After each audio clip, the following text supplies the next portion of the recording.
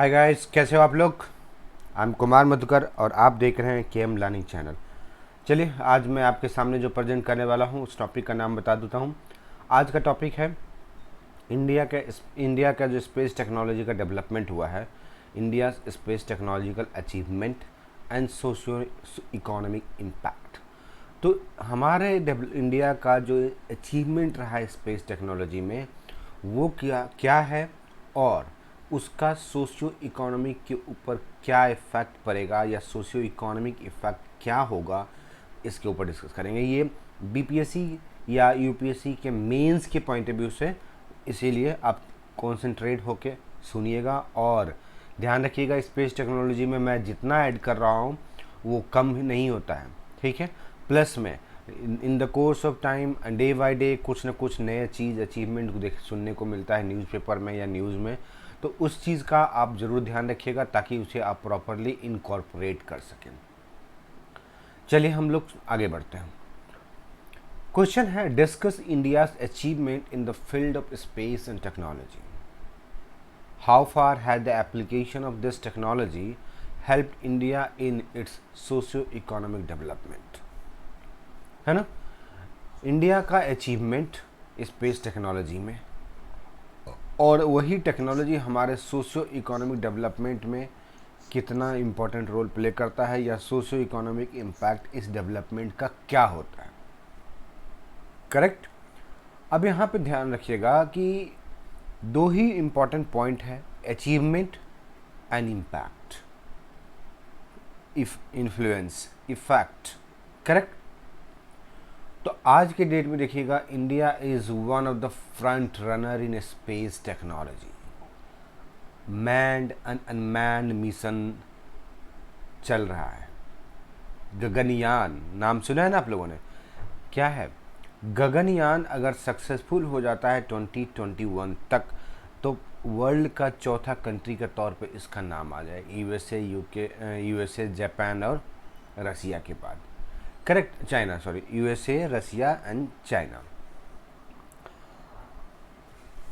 इसका मतलब यह है कि इंडिया जो है न केवल स्पेस टेक्नोलॉजी में अचीवमेंट गेन कर रहा है, बल्कि अपने इंडिजिनस टेक्नोलॉजी को भी आगे बढ़ा रहा है ना, इंडिजिनस टेक्नोलॉजी को भी आगे बढ़ाए।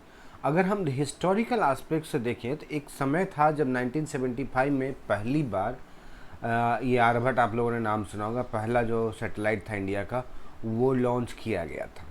राइट। उस वक्त हर चीज़ उधार की ज़िंदगी थी, हर चीज़, है ना। लेकिन आज के डेट में हमारी ऐसी स्थिति है कि हम लोगों को उधार देते हैं। अब बोलिएगा कैसे? अब हमारा टेक्नोलॉजी, सैटेलाइट या स्पेस टेक्नोलॉजी का जो अचीवमेंट है आज के डेट में, वो ऐसे बेंचमार्क पे पहुंच गया है कि हम भाड़े पे लोगों को देते हैं, लोगों का सैटेलाइट लॉन्च कर रहे हैं भाड़े पे, isn't it? So we have achieved such a great goal that we are sharing our achievement to others. We are thinking about neighbors. We are thinking about the world.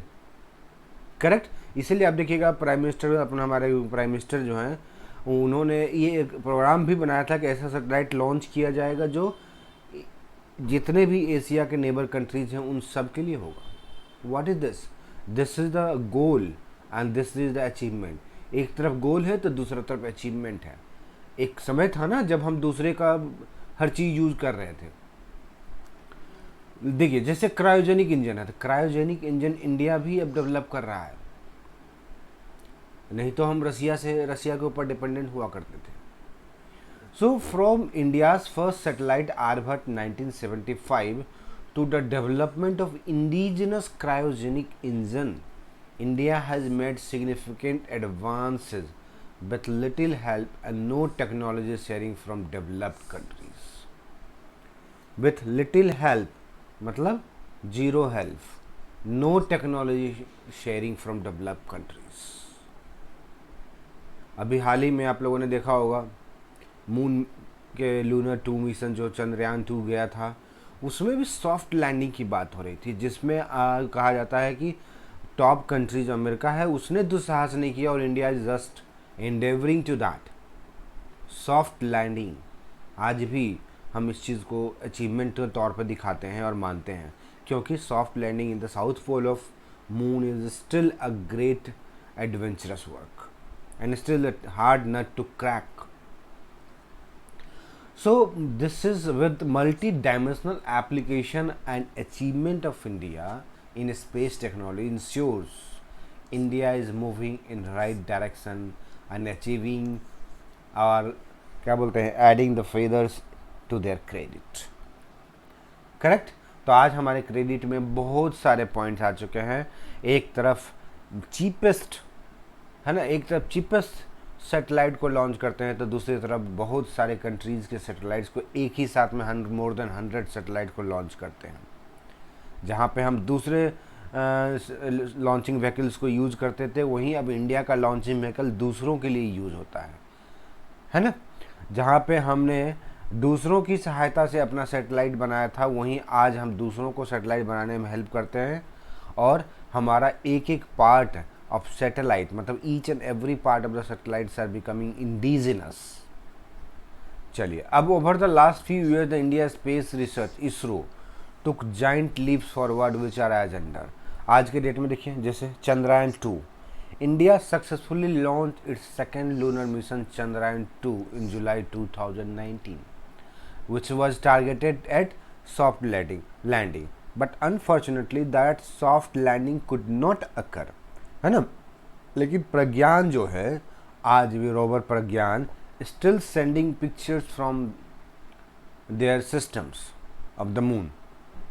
अभी हाल ही में आप देखिएगा कि चार्ज पार्टिकल्स को identify किया है. जियो tell का आप लोगों ने नाम सुना होगा न्यूज में.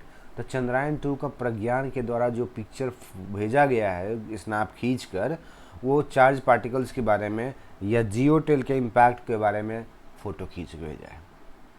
सॉफ्ट लैंडिंग नहीं होने के बावजूद भी हमारा Pragyan is still roving and hovering and running and क्या बोलते हैं इसको, moving, rotating around the moon to get the exact picture and to try to take a proper snap at proper time and send the data to the India. करेक्ट. उसके बाद है इनसेट का नाम आपने सुना होगा. INSAT, this is a networks of satellites that facilitate communication as well as broadcasting across the south Asian region, है ना. इनसेट इंडिया का सैटेलाइट्स जो कि कम्युनिकेशन बेस्ड सैटेलाइट्स होते हैं. ये कम्युनिकेशन बेस्ड सैटेलाइट्स कितना इम्पोर्टेंट होता है ये आप सब समझ सकते हैं, इंडिया इसका हो या वर्ल्ड का हो. कम्युनिकेशन सैटेलाइट मतलब होता है कम्युनिकेशन को फास्टेन करना, मतलब क्या बोलते हैं इसको, एक्सपेडाइट करना, स्पीड अप करना. अब कम्युनिकेशन सैटेलाइट्स का प्रॉपर यूज और proper launching and their use will make you very much informative in respect to many aspect. Education की बात कर लें तो, टीवी एंड टेलीविज़न की बात कर लें तो, या डिज़ास्टर मैनेजमेंट के समय में फ्लड प्रोन एरिया को कंट्रोल करने की बात करें तो this all are information technology और communication technology which is being used, right, which is being used in our life. So अगर आप देखेंगे तो broadcasting, communication, telecommunication, metrological point of view से हर जगह इनसैट के अलग अलग डिफरेंट सैटेलाइट्स का यूज किया जा रहा है. अब अनुमान लगा सकते हैं कि सोशो इकोनॉमिक इम्पैक्ट की बात करते हैं हम लोग ना. अब सोचिए कि एक फ्लड प्रोन एरिया, जैसे बाढ़ में अक्सर बिहार में अक्सर फ्लड आ जाता है, तो वो फ्लड प्रोन एरिया माना जाता है नॉर्थ बिहार. अगर वहाँ पे कम्युनिकेशन सैटेलाइट का इंफॉर्मेशन हमें प्रॉपर मिलता है, तो डोंट यू थिंक कि हम इमीडिएट रिलीफ वर्क कर पाएंगे. या जस्ट इमेजिन कि what kind of relief you will be able to provide to people in the north Bihar. So basically INSAT is a communication satellite which is sharing or which is contributing to the socio and economical development of India. Correct? अब देखिए PSLV, Polarized Satellite Launch Vehicle to make cost effective launch system. INSAT के बाद अब PSLV का नाम सुना होगा, GSLV का नाम सुना होगा. So launching vehicle is also being developed by India, and in fact India has achieved such a great feat that ki PSLV and GSLV both are very much successful in launching the satellites, different kinds of satellites, and having different loads also.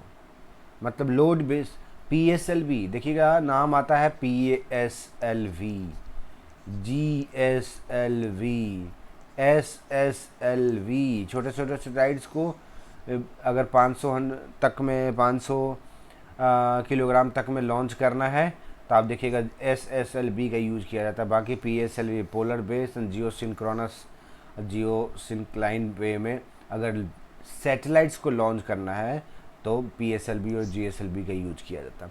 GSLV और भी advance है क्योंकि वहाँ पे और भी ज़्यादा wait वाले यूज सैटेलाइट्स को लॉन्च किया जाता है। So 3 kinds of vehicles are there in India. जब एक समय था जब वो भी नहीं था, इजंट इट।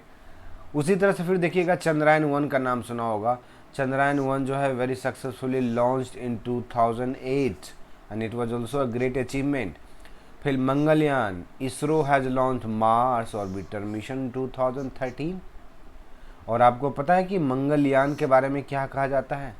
पहली बात तो कि इंडिया जो है पहली बार में स्पेस टेक्नोलॉजी की सफलता के बाद इस बात से अनुमान लगाया जा सकता है कि developed country are also making effort again and again, then only he become successful. और India launch Mangalyaan and become successful in the first attempt. और उसके बाद चीपेस्ट में भी माना जाता है। मतलब जहाँ पे लोग 100 रुपया खर्चा करते हैं, इंडिया जो है उस पर 60 रुपीज़ खर्चा करके ही अपने सैटेलाइट्स लॉन्चिंग व्हीकल के हेल्प से सैटेलाइट को लॉन्च कर पा रहा है और अपने ऑब्जेक्टिव या टारगेट को अचीव कर पा रहा है। सो इंडिया का जो स्पेस टेक्नोलॉजी का अचीवमेंट है, ना केवल अचीवमेंट इस एस्पेक्ट में है कि टेक्नोलॉजी को गेन कर लिया है या एडवांस कंट्री के इक्विवेलेंट टेक्नोलॉजी को गेन कर लिया, बल्कि अपनी टेक्नोलॉजी को इंडिजिनस बनाते हुए उसने चीप रेट पे भी बनाया है। मतलब चीप कॉस्ट इफ़ेक्टिव बनाया है, कॉस्ट भी रिड्यूस्ड है और कॉस्ट इफेक्टिव भी बनाया है। ओके फिर देखिए Astrosat, first space observatory in 2015, it was launch in 2000। और ये इंडिया देखिए become 4th agency to do so after NASA, Roscosmos and ESA। AstroSat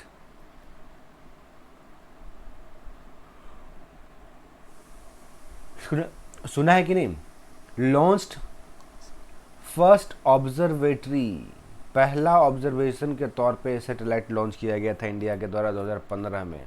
और उसके बाद जो है इसरो जो है वर्ल्ड के चौथे टॉप स्पेस एजेंसी में आ गया है, नासा, रॉसकॉस्मॉस एंड ESA।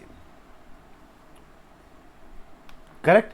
अब इसी तरह से अगर आप चाहें तो देखेंगे तो बहुत सारा चीज़ है, जैसे स्क्रैम जेट है, supersonic combusting ram jet has been launched by ISRO. This system works on air breathing propulsion system which uses atmospheric oxygen to burn the fuel in the rocket.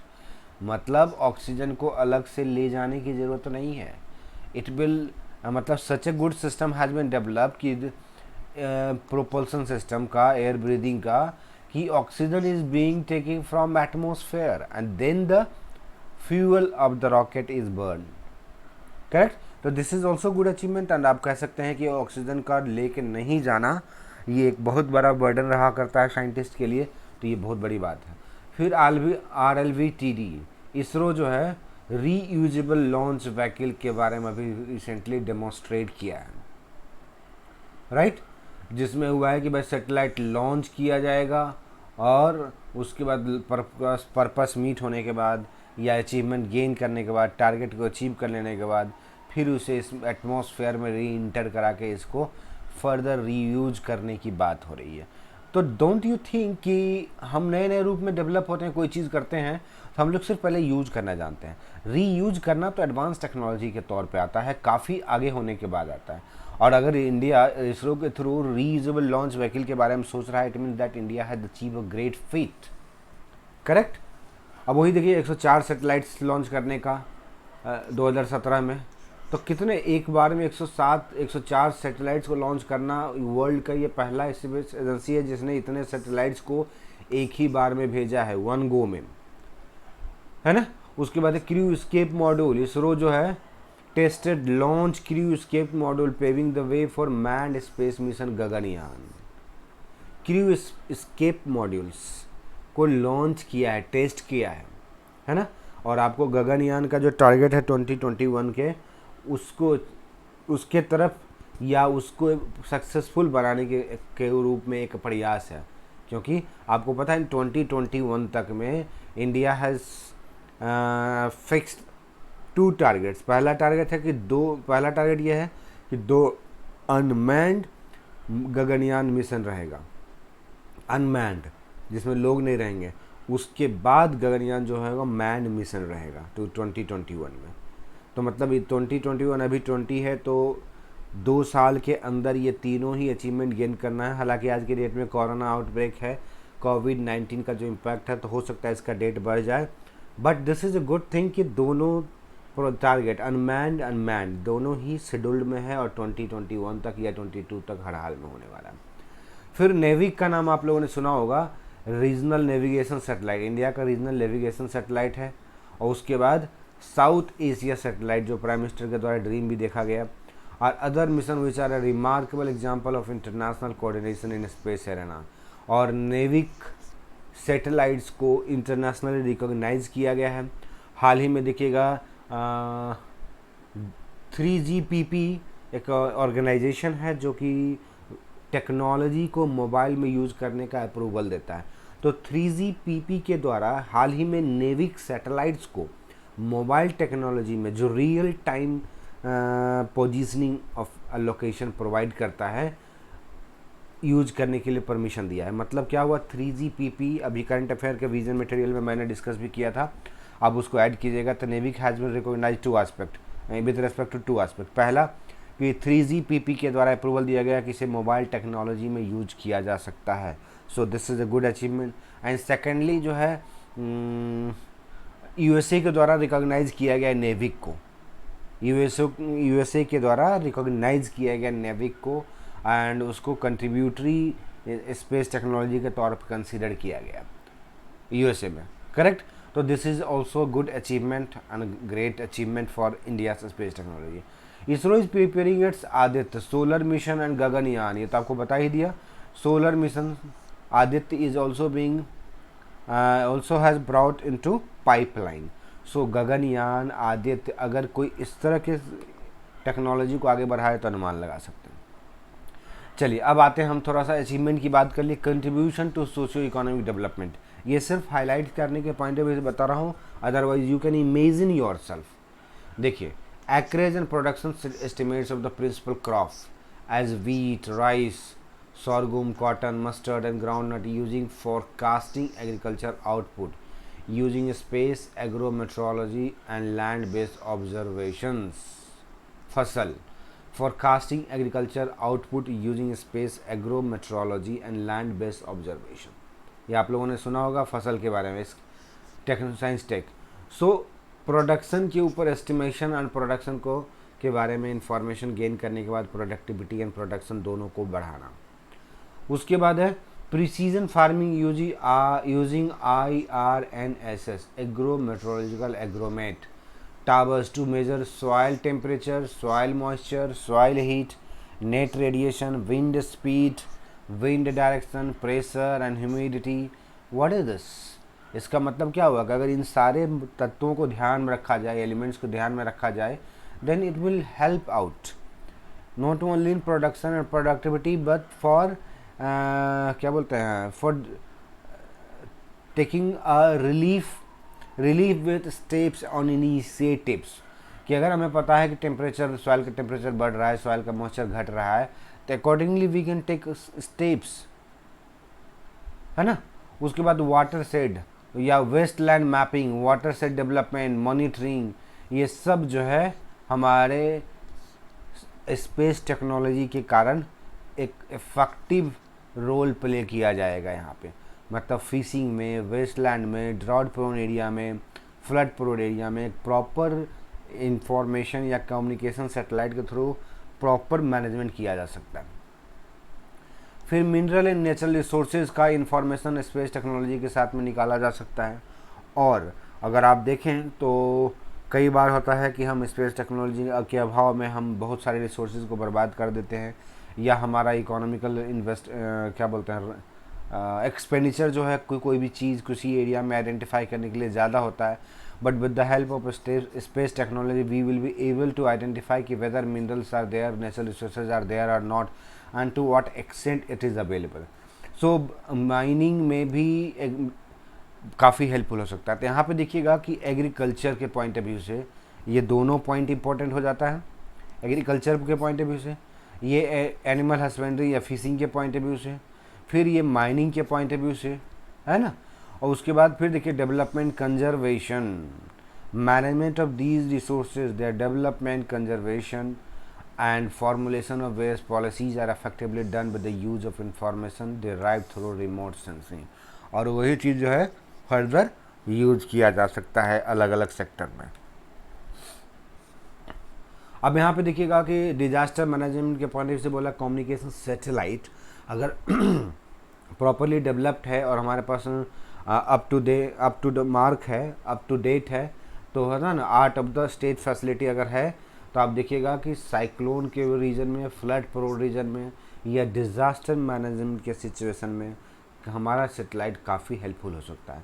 So several metrological services will help us to identify, to provide relief and to know about monsoon, climate, flood, cyclone activities, so as to provide relief, है ना, और speedy या expedite the relief work या speedy check and balance.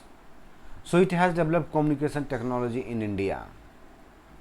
They have proved very useful in spread of education। अगर हम अभी education के मामले में देखेंगे तो आपको पता है ना कि डिजिटल इंडिया के अंतर्गत बहुत सारे स्कूल एंड कॉलेज में सैटेलाइट बेस्ड टीवी लगाया जा रहा है, satellite based communication devices install किए जा रहे हैं ताकि बच्चों को दूर दूर के टीचर के थ्रू इन्फॉर्मेशन या मिल सके। कई रिमोट एरिया में ऐसे हैं जहाँ टीचर की अवेलेबिलिटी कम है, और ऐसे भी आप लोगों को पता है कि इंडिया में स्टूडेंट टीचर का रेशियो बहुत ही पुअर है।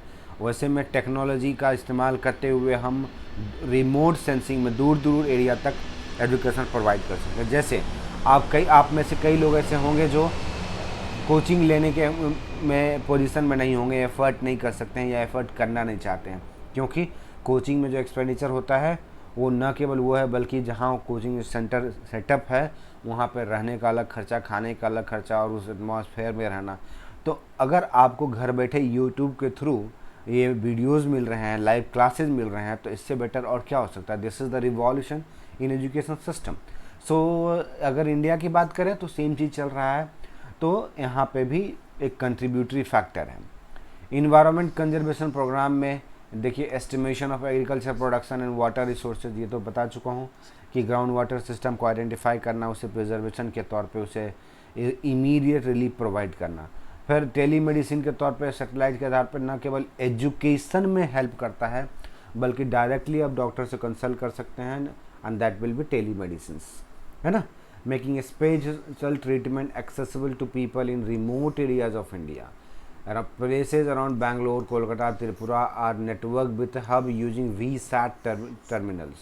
आज के डेट में देखिएगा VSAT का इस्तेमाल जो है एजुकेशन में, बहुत सारे कोचिंग इंस्टीट्यूट दिल्ली के जो हैं VSAT का इस्तेमाल करते हुए वहाँ पे दिल्ली में पढ़ाते हैं, और इंडिया के कई कोने में या कई जगह पे, कई सिटी में उसी सैटेलाइट के थ्रू वहाँ के बच्चों को भी पढ़ाते हैं कोचिंग इंस्टीट्यूट में, करेक्ट। उसके बाद ग्राम सैट का नाम आप लोगों ने सुना होगा, सैटेलाइट्स जो कि बेसिक रिक्वायरमेंट फुलफिल करने के पॉइंट ऑफ व्यू से ये लॉन्च किया गया है ना, कॉन्सेप्ट ऑफ ग्राम सैट। तो दिस इज़ ऑल्सो, सो अगर आप देखेंगे इस चीज़ में तो इंडिया को बहुत ही सोशियो इकोनॉमिक पॉजिटिव इम्पैक्ट देखने को मिला space technology. Village resource centre के तौर पे आइडेंटिफाई किया जा रहा है, जहाँ पे कोस्टल ट्रैक्स को कंट्रोल में रखा जा रहा है, कोस्टल ट्रैक को ऑब्जर्व किया जा रहा है, ताकि आप देखिएगा कि यहाँ पे पोटेंशियल फिशिंग जोन को आइडेंटिफाई करते हुए पोटेंशियल फिशिंग जोन को प्रोटेक्ट भी किया जा रहा है। उसके बारे में इंफॉर्मेशन फिशरीज़ या फिशरमैन्स को प्रोवाइड किया जा रहा है। एक्वाकल्चर को रिच बनाए रखने का जो प्रोसीजर है वो स्टेप्स लिए जा रहे हैं बिकॉज ऑफ दिस टेक्नोलॉजीज, है ना। उसके बाद है satellite aided search and rescue. Satellite communication, satellites का एक और यूज है satellites aided search and rescue, a part of India's commitment to the international Cospas Sarsat program for providing alerts and position location service for aircraft and ships. अभी आप देखिएगा कई बार ऐसा news में आना आता है कि अभी रिसेंटली पिछले साल के न्यूज़ में हम लोगों ने देखा था कि एक एयरक्राफ्ट जो है फिलीपींस के आसपास या कहीं आसपास या वो ऐसा गायब हो गया कि उसका आता पता कुछ भी नहीं है। तो ऐसे में सर्च ऑपरेशन में स्पेस टेक्नोलॉजी का इस्तेमाल किया जा सकता है और उसका इम्पैक्ट ये रहेगा पॉजिटिव कि किसी भी मिसिंग चीज़ को आइडेंटिफाई करना और इमीडिएटली ट्रेस आउट कर लेना भी स्पेस टेक्नोलॉजी का एक बड़ा कंट्रीब्यूशन रहता है। सो ऐसे सैटेलाइट्स भी लॉन्च किए जा रहे हैं। फिर कमर्शियल पॉइंट ऑफ व्यू से सोशो इकोनॉमिक तो आपको पता ही है कि एंट्रिक्स जो है हमारे कंट्री का एक कमर्शियल विंग है इसरो का, है ना। कमर्शियल विंग है मतलब कि आप देखेंगे कि 104 सैटेलाइट लॉन्च किया जा रहा है या वो उतना सैटेलाइट्स, तो इतने दूसरे कंट्रीज़ का जो सैटेलाइट हम लोग लॉन्च करते हैं वो बेसिकली क्या होता है, that is the source of income. So Antrix is working as a source of income, ठीक है। First thing, this happens possible only because of India's achievement in space technology. So space program help in socio-economical aspects. So not only that, it help in social, cultural and scientific consolidation and harmony. अगर आप देखेंगे तो India का space technology का जो achievement है वो एक बहुत बड़ा अचीवमेंट है and brought a big revolution in our education system, in our medical system, in our space system, in our technological system. Okay, तो ये था आपका स्पेस टेक्नोलॉजी के अचीवमेंट के बारे में और सोशियो इकोनॉमिक इम्पैक्ट। अगर आप मेंस में लिखना चाहते हैं तो मैं अपने व्हाट्सएप ग्रुप पे अक्सर क्वेश्चन पूछता रहता हूँ, तो मैं इसी के ऊपर एक क्वेश्चन आप लोगों को भी दे रहा हूँ कि आप लिखिए और मुझे इसी वीडियो के डिस्क्रिप्शन बॉक्स में दिए गए व्हाट्सएप नंबर के थ्रू सेंड कर सकते हैं। और अगर आप मेरे मेंस व्हाट्सएप ग्रुप से जुड़ना चाहते हैं तो आप इसी व्हाट्सएप नंबर से, मेरे व्हाट्सएप नंबर से आप हमें अपना नाम और रोल नंबर दोनों ही शेयर कीजिए। Okay, so stay tune to KM learning channel. I hope कि आपको ये लेसन बहुत ही हेल्पफुल लगेगा और हेल्पफुल रहा होगा, और अगर अच्छा लगा तो अपना like, share and subscription of my channel भूलिएगा नहीं, है ना। चलिए गाइस, ओके, थैंक यू।